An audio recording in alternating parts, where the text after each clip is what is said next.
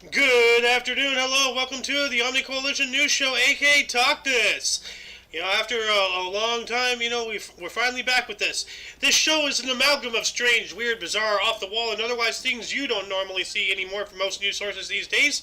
During a time of political overabundance and divisiveness, we present you with more unifying topics to discuss. For links to those articles, music, and anything else potentially interesting, check the underbar of the description below. Anyway, I am Xander.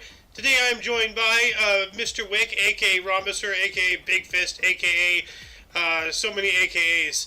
I don't even remember anymore. Like, if there's one thing we at TOC are known for, it's the superfluous amount of nicknames we give each other. But we also have Loki Lycan, which appears to be AFK. Anyway, today is Freya's Day, a.k.a. Friday. May the 12th, 2023. Now let's jump into the news, shall we? From Oddity Central, we have thieves rent an entire hotel and spent a month digging a tunnel to oil a pipeline. What? A gang of 8 was recently apprehended just as they were about to reach their goal, an oil pipeline, after spending a whole month digging a secret tunnel to it from their hotel. South Korea's Yonhap news agency recently reported the capture of 8 criminals who had rented an entire hotel in Shangju, North Shuttingjeon province, and spent an entire month digging a secret underground tunnel from it to a nearby oil pipeline. The plan is believed to have been masterminded by a former employee of Korea's state-run pipeline operator Daehan Oil Pipeline Corporation, who had been previously fired for attempting to steal oil from another pipeline. They had rented a hotel near their target under the pretext of wanting to acquire it, and spent most of their day digging using rudimentary tools in order to avoid attracting attention with loud noises. Wow. So they were determined, but like Intense. yeah, but see, think about it. The oil pipeline, it's very pressurized. What are they planning to do? Like, just break into it and, just get, hold a bucket up? Like, how do you steal oil from a pipeline? Like, Not to mention, it's not like you could weld a tap onto it. That would just be dangerous in and of itself. well, yeah, because isn't oil flammable? I'm pretty sure it is. Like, no matter what you use, you would set that on fire and it would just blow up. Yikes. Well, From let's be thankful that they caught him before anything could happen. So, yeah, that's wild. They could have easily taken down that whole entire hotel, which that would cost a lot of people their jobs and whatever staff was still in there. Yeah, it says here, it is believed that they surveyed the hotel for a long time before approaching the owner and making him believe that they wanted to take over the business. They rented it at a monthly price of 4.5 million won and immediately closed down the building and started digging in the basement of the building. They only work with shovels and pickaxes to keep the noise levels down, but eventually they approach their goal. So, for further reading, please, go to the underbar in the description below. The link to this and every other article of today's episode is down there. They put in the work into making all these articles. We just read it to you, so please go give them their appropriate and well-deserved foot traffic. But that's wild. So, That is wild. let's move on up. Oh yeah, this is the thumbnail of today's episode. More from Oddity Central. 22-year-old man married his 48-year-old former teacher. Okay. The marriage between a 22-year-old Malaysian man and his 48-year-old teacher, a former teacher, has been making news headlines in Southeast Asia. Keep this in mind, guys. When she was his age, he didn't exist for another 2 years. Okay, that's creepy. I'm sorry. That's just Yeah. Yeah. I'm all for not discriminating against an age gap, but let's be reasonable with that age gap. Yeah. Anyway, it goes on to say This Muhammad. is a rather big one. Yeah. Muhammad Daniel Ahmad Ali first met his future wife Jamia Mode in 2016 in the classroom as she was his Malay teacher in junior high. There was nothing romantic about the relationship last the time, although the 22-year-old claims that he still remembers Jamila's caring attitude and closeness to students.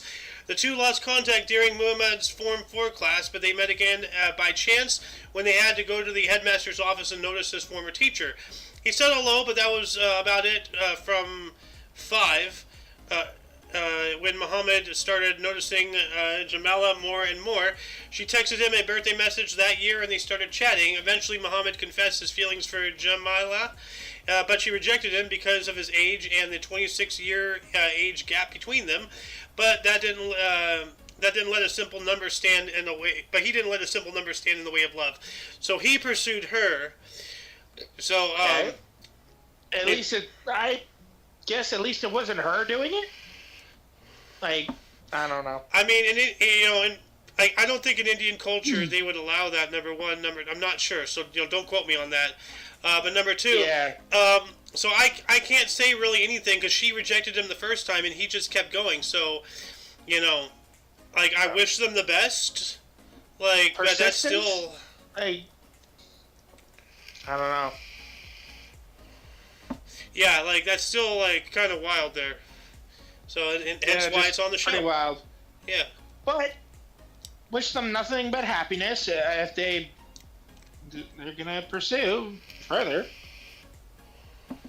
Yep. All right. Let's move on up. More from Oddity Central. Grandfather becomes makeup beauty blogger to save young boy's life. Okay, that's a headline for you. I'm sorry, beauty blogger. Yeah, did that hurt your brain too? No, you kind of roboted, so I had to look at my phone. Oh, grandfather becomes makeup beauty blogger to save young boy's life. How? Well, let's see. A 72-year-old man in China melted the hearts of millions after it was reported that he spends most of his time promoting makeup and other beauty products online in order to treat his sick grandson. Yeah, cool. People will do. Kudos to him. Yeah, I mean, like stuff on TikTok and blogs and stuff. Like, it's a real business out in various Asian countries and such, including but not limited to China, but especially in China. Like, Instagram, like shoe models, like are a thing, and it's it's highly competitive. Like they attack each other, like physically. I don't doubt it in the slightest, because they're pretty ruthless in some of those countries. Oh yeah. But let's go on with this story here. People will do all sorts of crazy things for their loved ones, and 72-year-old Zhu Yunsheng is a perfect example. The Chinese pensioner has been dedicated a lot of his time to this unusual job, that of makeup-wearing beauty blogger, for which he applies all sorts of beauty products, from creams to lipstick and mascara for fans all over the country. It's not exactly typical behavior for a man Zhu's age, but then again, he is not a typical story. 6 years ago, Zhu Yongxun's grandson, Xiao Jingyan, was diagnosed with a rare and cruel disease, spinal muscular atrophy, SMA. The boy was only 5 at the time, and doctors estimated that he only had about 18 months to live. But he exceeded their expectations and has been battling his condition ever since, with the help of his family. So you go, truck on, man. Go kid, go kid. Hell yeah. But it hasn't been an easy battle. Yeah, let's see here. The only drug used to treat Zhao's condition could only be imported from the U.S. and cost around 700,000 won, or $100,000. Whew. Oh my God, that is horrible. Well, I mean, a lot of that must have to do with the tariffs, even though Biden has lifted those. But still, that's a really unfortunate that's the problem circumstance. with drug prices nowadays. They're just terrible. They're just generally cringe. I thought I was an expensive child. I thought my drugs were pricey because my drugs for my ADHD are upwards to $90 sometimes. Yeah. Depending on how many pills I get. But this kid, holy shit, this is to save his life. Yeah. Not just a day-to-day medication. Yeah. And it's kudos to that $1,000? 100,000. Very unusual thing to do, but kudos to that guy for having. Well, he just proves he's a very good grandfather. Very. That is the best grandfather. Well, I mean, this has been a problem that I've been struggling with, and everybody struggles with. You gotta find a niche. What is not being done that you can do to stand you outside of the crowd, and get you some money flowing your way, that's the thing. he clearly That's what found this it. guy- Yeah. That's what he did. He went and did. And That's what the what's that one lady? The Skyrim grandma. She did that too. Oh yeah. What about that grandma who played GTA? There was her as well. Yeah, that was awesome. Because you don't see too many elderly people playing like nowadays games. Yeah. Let alone But- games at all. Outside of Yeah, that too. Well, I tell you what. That is Scrabble. I tell you what, it threw me for a loop the first time I saw my dad watching YouTube shorts on his phone while the TV was on. I'm like, what the hell are you doing acting like a millennial, you boomer? The man's 76 years old. He's acting like a teen. What the... I can't escape it. What are you doing? What are you doing? Acting like millennial, you boomer. That needs to be a quote. Well, you can go ahead and put it in, or somebody put it in, because we're going to move on up to the next story here. More from Oddity Central. The United States' smallest bank has just 2 employees and no transaction fees. Oh, well, that's cool. I might want to try to go, join them. Wow. It says here, with just $3 million in assets, 2 employees, no ATM, which is an automated teller machine, no website, and no transaction fees, Kentland Federal Savings and Loan is the smallest bank in the United States. It's been around for over 100 years. Whoa, so this is nothing new. You most likely heard of the giants, J.P. Morgan Chase, Morgan Stanley, Citigroup, Wells Fargo, and Bank of America, to name a few. But what about the smallest fish in the pond, so to speak? Well, at the opposite end, we have Kentland Federal Savings and Loan, officially the smallest bank in the United States of America. Founded back in 1920 by the great-grandfather of its current CEO, this tiny financial institution has only ever had 1 branch in Kentland, Indiana, and has only offered 3 services: obtaining a home mortgage, opening a savings account, and opening a certificate of deposit. So not even a debit, only a savings. So don't go to that bank if you want to. Well, do they even have ATM? Well, not a debit card. Do they? No, they wouldn't. So. Yeah, no, they. That's a very niche bank. That bank is like. Yeah, that bank's just like the kind of bank that you would want to save your money in. Yeah. Well, I mean, the other side though is because it's so small and only $3 million in assets. If you put your money in that and they fold, what's going to happen? Like, is your money gone? Like, you don't want to go too Most small likely. because that's the other side. That's not good. You No almost you bueno. gotta be careful of a bank like that. Yeah. Like the idea of it's cool, but you gotta be cautious. Yeah. Well, I guess it'd be like, if you have the money, to have multiple accounts, why not, indulge yourself, put a little bit in there, and as you do with all your other accounts. So, that's interesting. Now, we go from the world's smallest bank to the world's largest hot pot restaurant, which occupies half a hill and can serve up to 5,800 people. Look at that. Holy crap, that's all a restaurant. Wow. That is enormous. Ooh, Yeah. that's incredible. Yeah. Don't mind if I indulge myself. Yeah, I'd like to try that one What day. is this, guy? It is a hot pot restaurant. Whatever hot Oh, pot hot restaurant pot. is. Yeah. I believe that's an Asian thing. Well, yeah, I can see, was it Chinese characters or something? Right there? Yeah. So, I believe it's like just a big pot, and it's got all sorts of different meats, veggies, and then they're just cooking together. Nice. huh. I believe that's what it is. Don't quote me on it. Like, people do your own research. Well, Noted. listen, what is hot pot? Duly and respectfully noted. Hot pot, also known as soup food or steamboat, is a dish whereby a heat source placed on the dining table keeps a pot of soup stock simmering, and a variety of Chinese foodstuffs and ingredients are served beside the pot for diners to put into the hot stick, or the hot stock. Oh, interesting. Okay. Okay, So it's sort of what like what I said, but like you put them in as you were going. yeah, So it's kind of like Korean barbecue as well.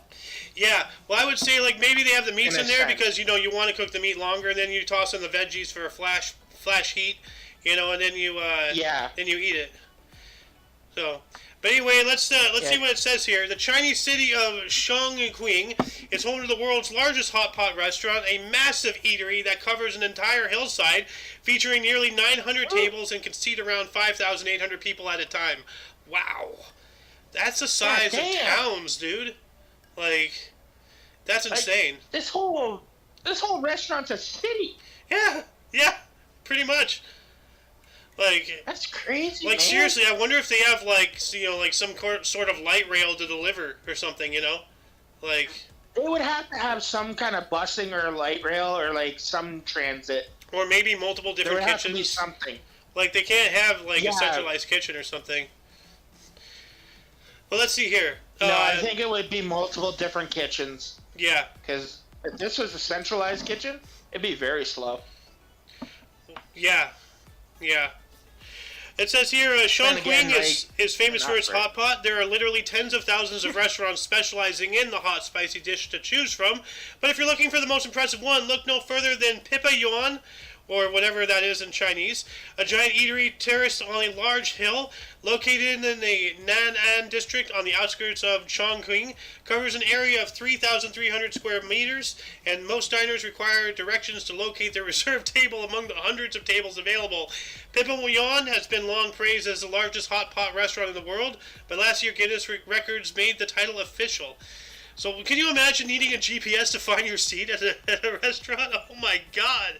Wow. Fucking crazy. Jesus. Look at this place. Oh my god. Like, dude, it's far beyond like what you initially saw in the first picture. There's like terraces and things in the trees that you didn't see before. Good lord. Look at all that. Oh, there's a video. That's amazing, though. Dude, I'd love to visit that, honestly. It would be amazing to visit that, but like, I don't know. I'm always worried about visiting different countries because like tourist traps and shit like that. Well, right now, China is not the good place to go if you're a U.S. citizen. Very likely they would detain you and use you as a bargaining chip. Unfortunately. I'm not sure I'd want to go there even as a Canadian citizen, frankly. Oh yeah, well even Canadians actually no, you Canucks you might get it off easy because Justin Trudeau is in Winnie the Pooh's pocket. So. Oh, is he now? Oh, definitely. Fuck's sakes. Well, I mean, like you've heard about all the Chinese police stations everywhere, especially in Ottawa. Oh, I haven't heard any of that. Like, oh my god. No, dude, legitimately, and this was like last year. I remember reporting on it actually. Canada had some top military, some from China, top military brass come over and show them their training and what they do and everything, with the promise that China would do that, give that back to Canada. And guess what? They didn't. What a surprise! So now China knows how you guys train your soldiers. So. Oh, that's just fucking terrific. Yeah. Anyway, Put it out, Trudeau, you fucking dipstick. Let's keep things chill on this channel, please, or on the air. Like, Yeah, I agree with you, but I don't want to get any hate. So, but hey, here's something that we all can agree on from UPI: Minnesota man invents beer-powered motorcycle. What? So, a Minnesota man who gained a following for beer-powered motorcycle, like alcohol, the beer, Jesus. You know what? I think we finally found a use for Bud Light. And hey, maybe it's environmentally friendly, and it reduces like the demand on oil. It'll smell like ass, though. Well, I mean, it's the San Francisco treat. I don't know. Oh, no thanks. It ain't Race-A-Roni. San Fran. Yeah, well, that's what San Fran smells like, I'll tell you that much. Probably smells worse than ass. Anyway, let's move along. A Minnesota inventor who gained a following for his unusual vehicles unveiled his latest creation, a beer-powered motorcycle. Kai Michelson, whose previous inventions include a rocket-powered toilet and a jet-powered coffee pot. What the hell? Wow, this guy's a nut job. I need to become friends with him. This is awesome.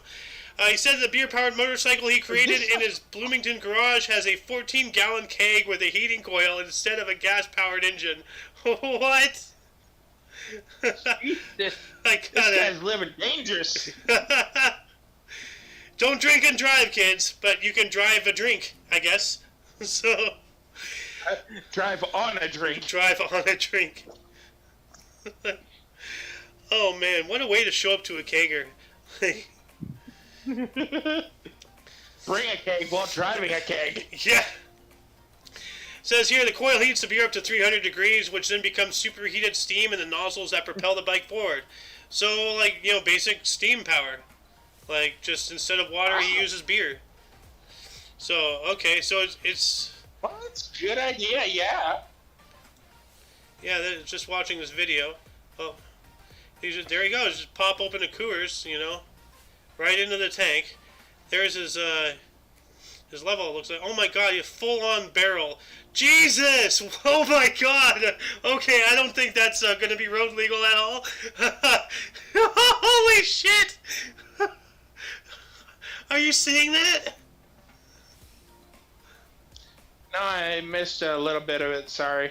Oh my God, dude! Like, okay, look at his emissions. Watch this. Okay, see, he tightens that up. Oh, wow. I don't think that's gonna be road legal. He's braking. It's like, yeah, it works, but it leaves. Hey, what is he? Is it No, that's beer. quite Like, lubricated? Like the foam? yeah, no. Like he uses. Okay, it pressurizes. Like it heats up the beer. Yeah. It creates it into gas. It pressurizes it. So basic, you know, physics of how a steam engine works. But instead of water, he's using beer. And because the particles in beer are heavier, you know, than water vapor, it just consolidates like almost instantaneously back in the tailpipes, and then that's the force that's pushing it out. Like, so he's essentially like when you shake up a beer can, you know, and then you go, psh, well, it's like a constant psh is what's going on. I believe. I'm no scientist, but that's what makes sense to me. It's happening, yeah.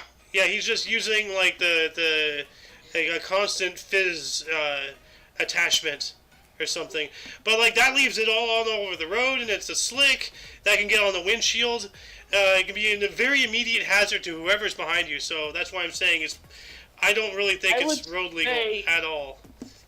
Yeah, no, he would have to find a way to get that to spray somewhere else instead of all over the frickin' road. Well, it's a work in find a different progress. method. It's a work in progress. Yeah, definitely. Well, it's a neat idea. Yeah. Anyway, let's move on up here Like, from very NPR. inventive. Do you want to read the? Do you want to read the titles, by the way? Yeah, sure. Why not? We go from beer to hot wine, or how wine and candy helped an Australian woman survive 5 days in the bushland. In the bush. Good Lord. Yeah. Yeah, we went from beer to wine. Yeah. Wine and candy. Like, a girl's favorite snack. I don't know. It says here, a woman who went missing in the Australian wilderness after making a wrong turn survived for 5 days on wine and candy, local authorities said. You know what? I'm going to interrupt this real quick. I heard this coming home yesterday. And I'm not sure if I told you. But apparently, this common female drove a rental car directly into a harbor, like, you know, body of water, like you know, off the road into the water, because her GPS said so. Yeah, you did mention that yesterday. Yeah, and she was like laughing and cracking up about it because she freaking did something stupid. Yeah. It's like, you just ruined a rental car. How are you laughing about this? How are you going to pay for that car? You ruined it. We're not going to make it, are we? But I'm more than certain Daddy's going to have to pay for it, though. Or hubby, whatever. I don't know. Or the husband, yeah. Who knows? Or maybe she can. You know, like, remember, it's 2023. She can be a strong, independent whammon. So. Yeah, maybe. But But anyway, let's get back to the story at hand here. This 48-year-old woman, who police identified in a press release as only Lillian, was rescued by the helicopter on May 5th in the Mitsa bushland, a stretch of dense eucalyptus forest in the southeastern state of Victoria. Oh, that's dangerous. Because if one of those drop bears, a koala. Koalas? Yeah, no, like they. Yeah, they would have mauled her. Yeah, and what do they eat? Vicious Eucalyptus. So. Yeah. Says here, Lillian was driving towards Dartmouth Dam for a day trip for the nearby town of Bright when she hit a dead-end road and realized she'd made a wrong turn. As she tried to turn the car around, the vehicle became stuck in the mud. Without cell service, she was unable to call for help. Health issues made it difficult for her to try to walk, police said, but ultimately may have helped her survive, as she was able to use her car heater overnight to stay warm in temperatures as low as 35 degrees. Which, if that's Fahrenheit, that's literally just a freezing temperature, but still, like, that's the freezing temperature. Still cold. Yeah. So, but good, like, the wine and the candy, Oh, not comfy. Well, like, yeah, it made her comfy and nice. But seriously, the wine and the candy, the alcohol and the sugar is probably what kept her blood thin and pumping, So. Yeah, that's good. Yeah. Well, at least she was able to be found and rescued. That's what matters. Get well soon, Lillian. So. Yeah, really. Let's move on up from Associated Press News. What do we got? Two fishermen caught cheating at Ohio tournament, sentenced to 10-day jail term, forfeit of $100K boat. Wow. Huh. Like the boat was the prize or something? No, I guess because they got cheating, they got 10-day jail time as well as a fine, which was their boat. They got their boat taken away. Ooh. So. That's not good if you're a fisherman. No. Well, don't cheat. Yeah, like really. Like I've heard they cheat by just putting a little weighted lure inside the fish, just to get a better weight on the fish. Oh yeah. Well, maybe that too. Yeah, they just shove it inside the fish's stomach. I mean, like this. Before we get on with this story, once again, this reminds me. This one is personal to me. Back in the day when I was a kid, because I loved fishing, I still would like to go fishing. Like, and famous words of Ron Swanson, fishing relaxes me. It's like yoga, but I still get to kill something. But no, like I did catch and release, but still, like my local lake did like a little like a community fishing tournament thing, and and like I was catching a decent number of fish, like other people were doing well, and then this one kid, his dad had one of those fish radars. They had like a EMP zapper type thing, that stun the fish so they can scoop it in the net, easier. They won. But they cheated out the wazoo. He came up with like $100,000, equipment and stuff. Like, it's like, what the hell? There's like 5-year-olds, they're 5-year-olds, out here casting away. What are you doing here with professional, Yeah, that shouldn't be allowed. He should have been disqualified immediately. Oh, he won. Ridiculous. So, but anyway, yeah. So that is ridiculous. It really pisses me off. That 5-year-olds. Yeah, it kind of killed fishing for me for a little bit. That's kind of why I never really fished again. It really disheartened me. Well, what's the point? If you're just gonna do something, not even for a competition. If you're just doing that, why? You're not doing it. Like, it's not about doing it right or wrong. So anyway, let's get on with this story here. Two men who admitted stuffing fish with lead weights, as you were saying, right there, and fish fillets in an attempt to win thousands of dollars in an Ohio fishing tournament last fall were sentenced Thursday to 10-day jail terms and other penalties, including the forfeiture of a boat valued at $100,000. Damn. So. That sucks having to forfeit your boat, but you get what you deserve. Yep. The cheating allegations surfaced in September when Jason Fisher, what a fitting name, Lake Erie Walleye Trail Tournament Director, became suspicious of the fish turned in by Jacob Rainin, 43, of Ashtabula, Ohio, and Chase Komensky, at the age of 36 of Hermitage, Pennsylvania, were significantly heavier than typical walleye. All right, so yeah, so they got caught and good. Well, they got caught being really stupid. If they made them like significantly heavier, that is really dumb. Yeah. I'm not saying to do this, but if you're gonna be like cheating, at least be a little smart about it. I'm not trying to advocate for cheating, but like, don't be an idiot. Yeah, like don't cheat, but if you're gonna do it, like Don't at make least it obvious. at least make it a weight, challenge, you know? Like come on. honestly, if you know what the average weight of a walleye is and what they can get up to, make it kind of up to, not over. Yeah. Like, come on. Yep. Anyway, moving on up, we got some Ripley stuff here. What do we have? Give me 1 second. I just... This is a perfect segue. We're still talking about cheating. Up close and peculiar contraption used for casino cheating. Oh yeah, some of the things that they do for casino cheating, it blows my mind. Like, it is. I just saw a clip for casino cheating. It's from a movie. The guy's like blind or something. I think he's like supposed to be a vet, but he hears this beeping from the guy's pocket, and he noticed that he hears the guy switch out the balls for the roulette wheel, and so he just takes his sword cane, cuts open the guy's jacket. They find the little machine just strapped to his pocket. Huh. I don't know what movie it was, but... So the casino was cheating. Yes, the casino was cheating. This is different. I think they're saying a player was cheating with a contraption up their sleeve or something. Oh, dude, there's so many contraptions. Like, it's astounding. Yeah, definitely. Like, I want to watch this myself.